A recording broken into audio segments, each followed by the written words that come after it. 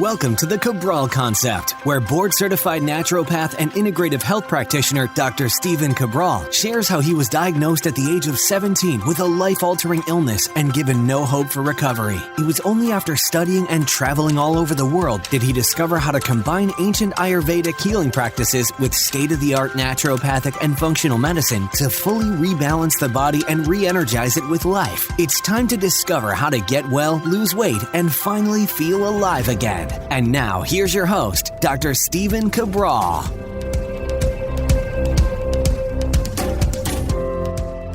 Hi, everyone, and welcome back to the Cabral Concept. Glad you could join me here today for this Motivation and Mindset Monday, where I'm excited to really talk about a topic that I believe most of us need right now. We really need to be working through these things in our heads because we live in these uncertain times right now. I can tell you this. We will get through this. We will make it to the other side. But no matter what, this event, this global-based pandemic, should be teaching us that this leaves us all susceptible. This will happen most likely again in the future. But that, again, should not instill fear within you. It is our ability to move forward even in the face of fear that ultimately makes us great. And that doesn't mean great as the typical word is used as in comparison to someone else or that you're winning an award or a medal or anything like that. No, it's great as in the term of or meaning of that you are able to move forward even in hardship. That you're able to do your best when you could just as easily sit down and quit. That is what I believe makes people great. It makes them great when people fail over and over. We love in our society and in the media to really rip people down, but we don't seem to be able to give them a second chance. And the truth is this, that really someone's greatness as a human being is tested not when things are easy, but when they have challenges facing them. And that means that if you are sick, you're dealing with a health-based condition right now, your issue is whether you are able to sustain the journey long enough in order to find your answer.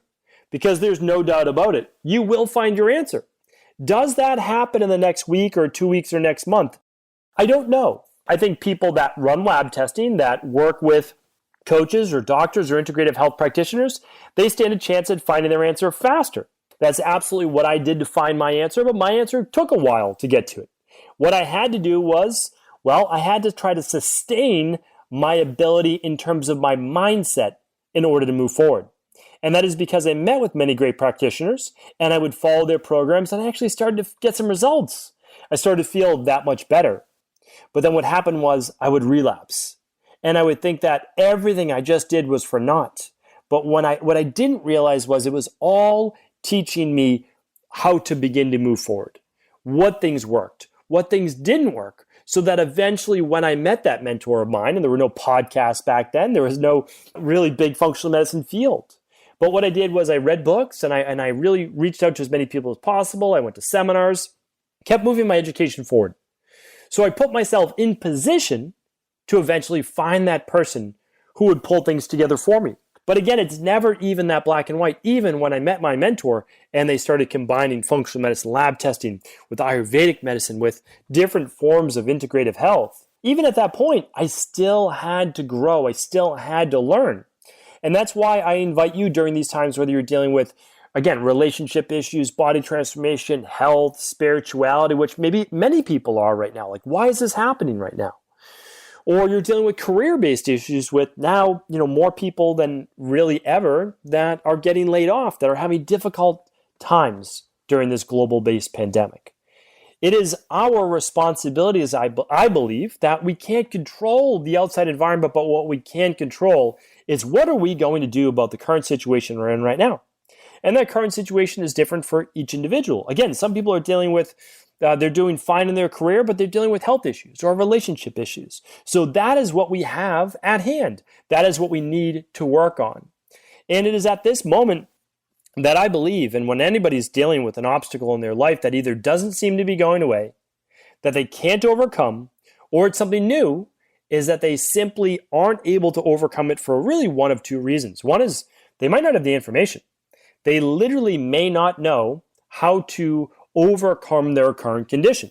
And again, I just go back to my own experience because I know me better than I know anybody else.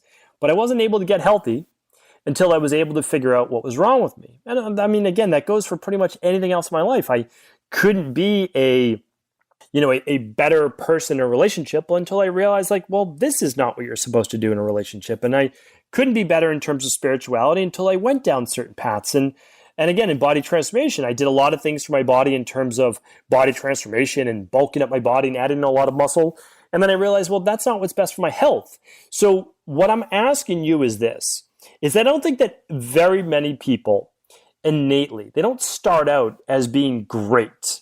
And I'm going to use that word quite often today in the podcast. But again, I don't mean it ever in comparison to anybody else. Meaning great, again, to me is, are you able to deal with hardships and instead of bowing down to them, instead of falling flat, not getting back up, it's, yeah, you're going to fall. But did you get back up? Did you keep persevering? And sometimes it would take me weeks or months to get back on track in terms of getting my own health back in order. I did relapse. I relapsed many times, and sometimes they set me down in some very dark places. But after weeks or after a couple months, I said, okay, what are we going to do? What's the alternative? And the alternative was, this is how I'm going to spend the rest of my life. And that I just wasn't willing to deal with that fact. And if you're not willing to stay where you are right now in life, if that's not okay with you, then I invite you to really listen to this quote. It's one of my favorite quotes. I'm big on quotes. I've always been big on quotes. I started my own quote book, many, many years ago. I had a journal. I would write down my favorite quotes. I would buy books on quotes. I would read a quote every single morning just to keep myself and my mind motivated, because I told you there's basically two parts. One is a lack of education, and the other part is not having the right mindset. And the right mindset is what leads us to getting back up and to finding out that solution, right? So it is our job is to continue to just get back up and to persevere. And persevere is that word. I spoke about that a few podcasts back on how important it is to persevere over everything else. You can show me two people, one super talented, one has a lot of finances or whatever that they've been given in life. But if you show me one person that has more perseverance than any of those other people, that's the person I place my bet on. Because other people could give up, and that is mindset-wise. Mindset has nothing to do with the amount of money you have, the skills you have, or the talent you have. And that leads me to this quote. We are what we repeatedly do. Excellent, then, is not an act, but a habit. Let me repeat that. We are what we repeatedly do. Excellence, then, is not an act, but a habit. So it means this, that, and I would love you to go back and listen to my podcast on being extraordinary. That means extraordinary, right? It's like being great. Well, what is it to be extraordinary? It simply means you need to go above and beyond the ordinary. Being extraordinary. It means you're willing to do the things that most people are not willing to do in order to get the results that most people will never have. And I'm not going to say it's that easy, right? It is that easy to say it. There's no doubt about it. But how easy is it to be able to create a plan? Put that plan together every night before bed so that when you wake up in the morning, you're already ready to go. Most people aren't. Most people don't start the day with a plan, right? So if you don't have a plan, well, as they say, you're planning to fail. And that's the truth. Now, you don't want to fail. I'm not saying that at all. It's like a lot of people on nutrition plans and diet plans. I had somebody write to me the other day. They're a coaching client of one of the other coaches, and they reached out. They said, listen, my son's having issues with losing weight. And, they've really been trying to follow a program for 12 weeks to 16 weeks, and they haven't been able to take the weight off. And I said, okay, well, let's see what's going on. Are they following the nutrition plan? They're like, well, we think so, but we don't really know. It seems that this young man is slipping up when he's at lunch sometimes. And I said, okay, well, we do need to look at that. And then I said, okay, how's the exercise going? They're like, well, it's just not consistent. And I said, okay, well, what about the steps every day, right? Is he getting in his 10,000 steps? They said, well, not really, because he doesn't like to go outside and move his body. And so what I'm looking at is someone that has very concrete goals, right? 15 years old, 16 years old, wants to lose the weight.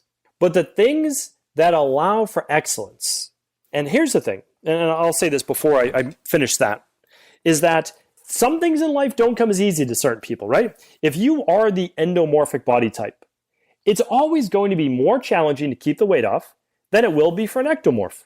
There's just no doubt about it. But here's the other thing. The endomorph is typically going to have less of a chance of osteoporosis. They're going to have less of a chance for higher levels of anxiety. They're going to have less of a chance for issues with sleeping. They're going to have less of a chance for hair loss in both men and women. So here's the thing. There's pros and cons, right? So you can always say, oh, I wish I had that body. Never wish. Never wish. Because here's the thing. No matter what body you have, you're still going to have to deal with its challenges. Okay? So when I go back to this young man, 16 years old or so, I say, this is your body and this is your life. And now is the time to decide how you want that to play out, because it's not going to get easier. It's not going to get easier until you make life easier.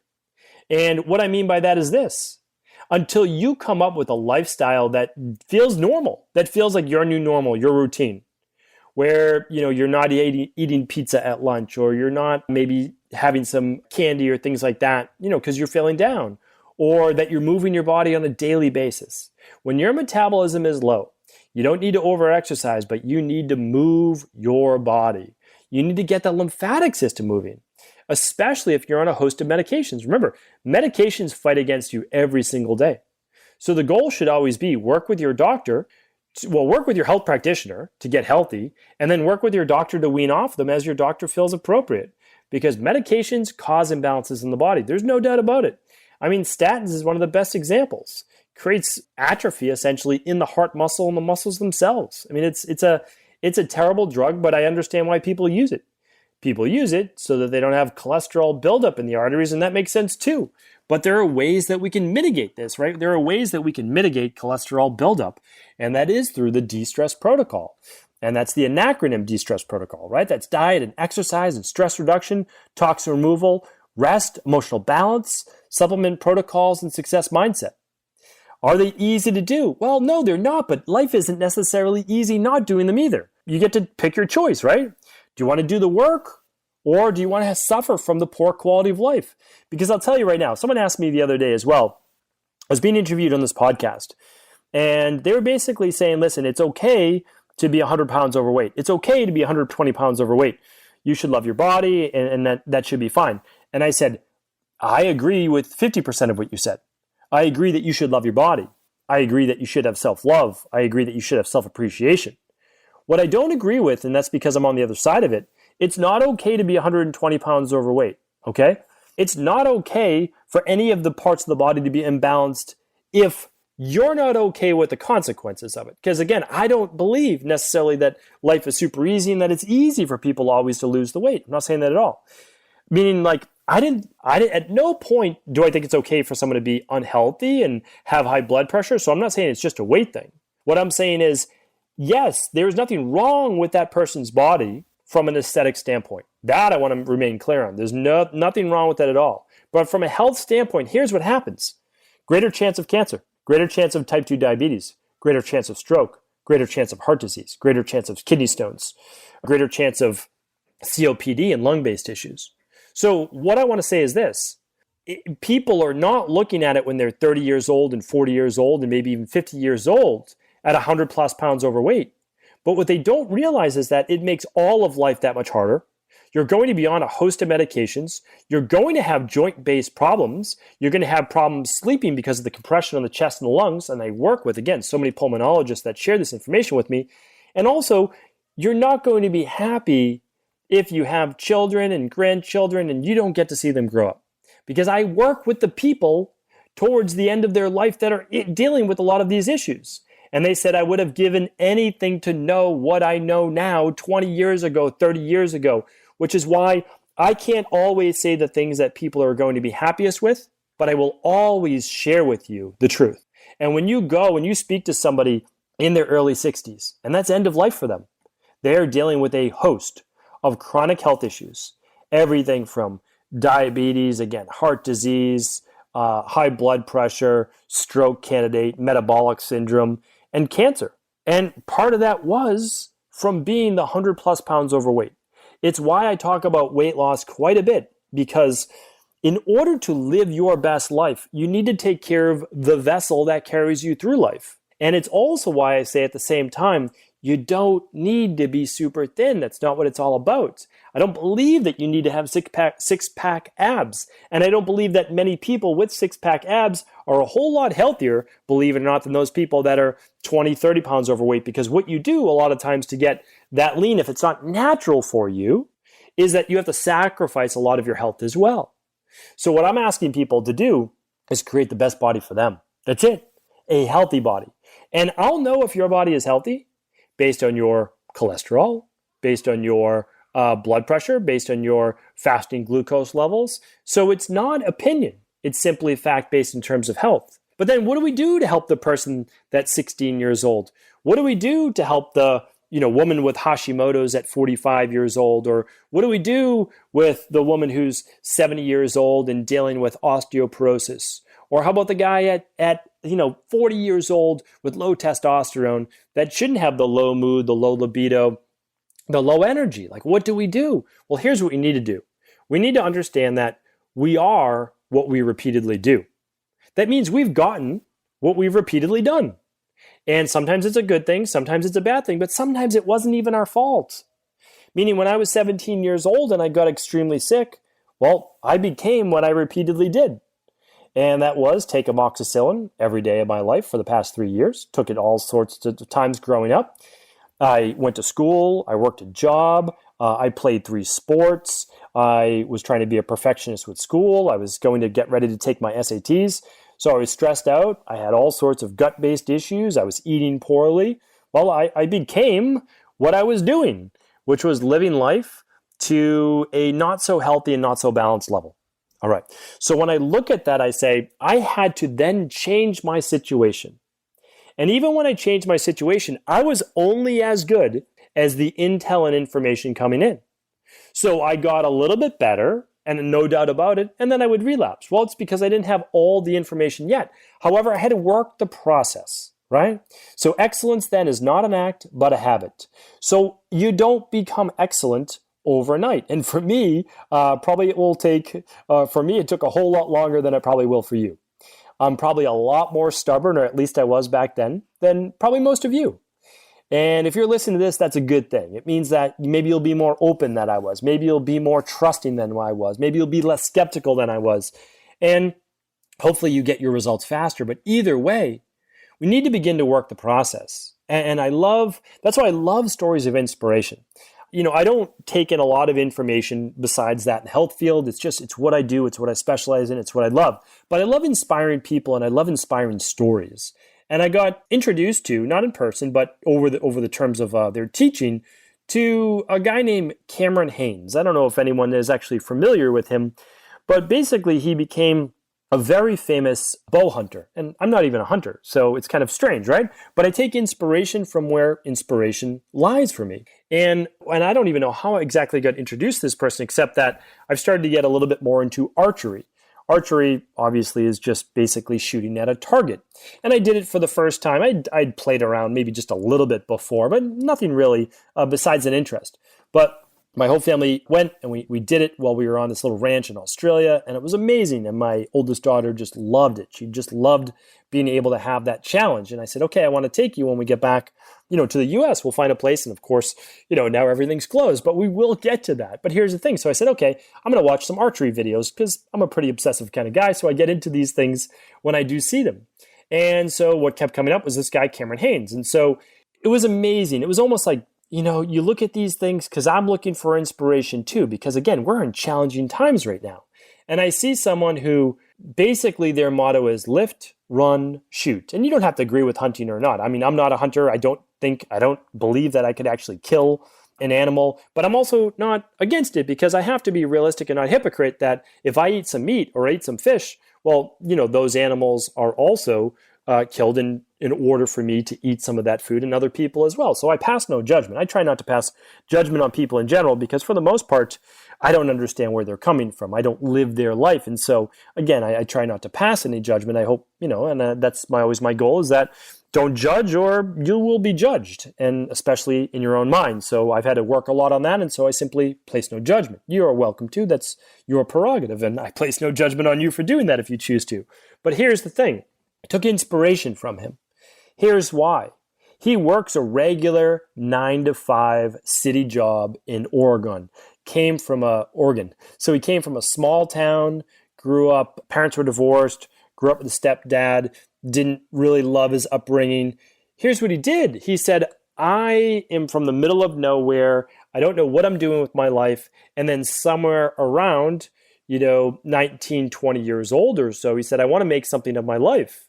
And he didn't know what to do, but he loved bow hunting. A friend of him introduced him when he was in college, or I don't even know if he went to college, but he was around 19 years old. He was still working a full-time job. He started to wake up around 4 a.m. He would wake up at 4 a.m. to go running because what he wanted to do was to improve his overall fitness for hunting and for his own body because it's what he could control.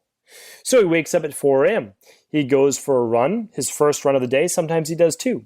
Runs up the local mountain outside of his house. Doesn't necessarily have a gym, but there's a mountain. Comes home, gets ready for work, goes to work. During his lunch break, he either lifts weights or he would go for another run. After work, he would go and shoot, practice his craft, which was bow hunting. Well, he went on after years of doing this. I believe he's in his mid-50s now. He wrote 2 books, started doing ultra marathons, which are 100-mile races. Went on to, at one point in his life, his career, running essentially 22 miles a day, almost a marathon a day. Again, still working 9 to 5. 2 sons and a daughter, and became, which is almost unheard of, an actual famous hunter, like a famous person that's out there in the media, getting sponsorships from Under Armour and all sorts of companies. So the thing is that he started out poorly, very poorly in terms of running. He said the first time he ever signed up for a 5K, he didn't even finish the race. Started the race, didn't even finish it. Now went on to do 100-mile races. And again, do I think that's healthy for the human body? No, I do not. I'm not saying that. But what I can do is I can take inspiration from that because I can see someone who came from nothing, no means, no financial big income there or whatever it is that he's doing necessarily for his work. And what he is doing though, and he even said no big talents in terms of athleticism. He made himself into an athlete. He forged his mindset that he was going to be able to overcome his upbringing and where he came from. He went from not even knowing how to shoot a bow to being one of the best in the world out there. Wrote 2 books, even though he said, for me to write a book is almost unheard of. Does videos and just being a regular guy. And that's what it's all about. I think most people don't understand that you don't need any special skills at all. You don't need any special skills or talents at all.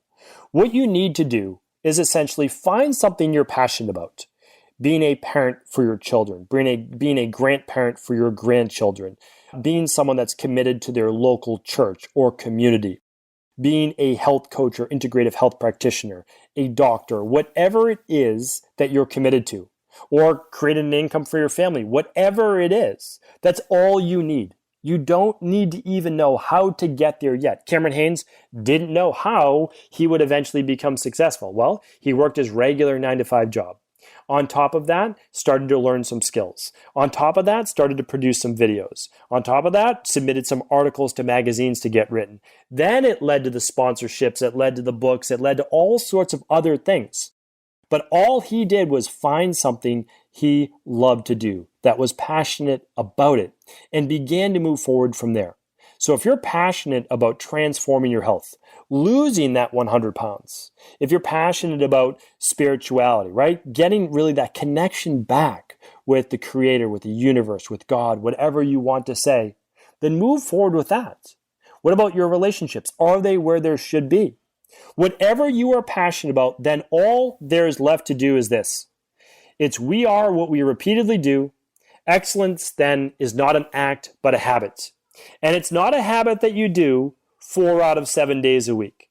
It's not a habit that you do most of the time during the day.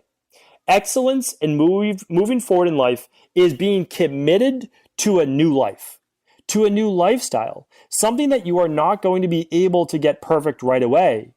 But the actual goal is never perfection.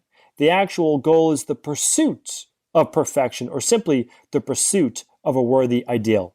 Hopefully this has been helpful today. Thank you so much for tuning in. I appreciate you. And thank you so much. Please do feel free to share this show with anyone you believe it could serve. I want to sincerely thank you for your support of this podcast. I couldn't do it without you, and I mean that. I truly do. I also want to make sure you knew that we now have multiple ways for you to find your answers to the most difficult health, wellness, weight loss, and anti-aging questions. You can find podcast-specific topics like thyroid, adrenal, hormones, sleep, digestion, Ayurveda, and many more at stevencabral.com/podcasts that will then link you to your favorite Apple, Spotify, and other podcast players. Plus, all new podcasts and weekly exclusive video content is being added to our YouTube channel at youtube.com/Stephen Cabral. And that's Stephen with a PH. Head on over and subscribe so that you don't miss any of the exclusive content. Lastly, if you've ever found any of my podcasts or books to be helpful, I would really appreciate it if you could leave a review on iTunes or your favorite media player for the podcast. Rating and subscribing to the YouTube and podcast allow me to reach more and more people and help spread my mission of healing throughout the world. Thank you again for being a part of this movement.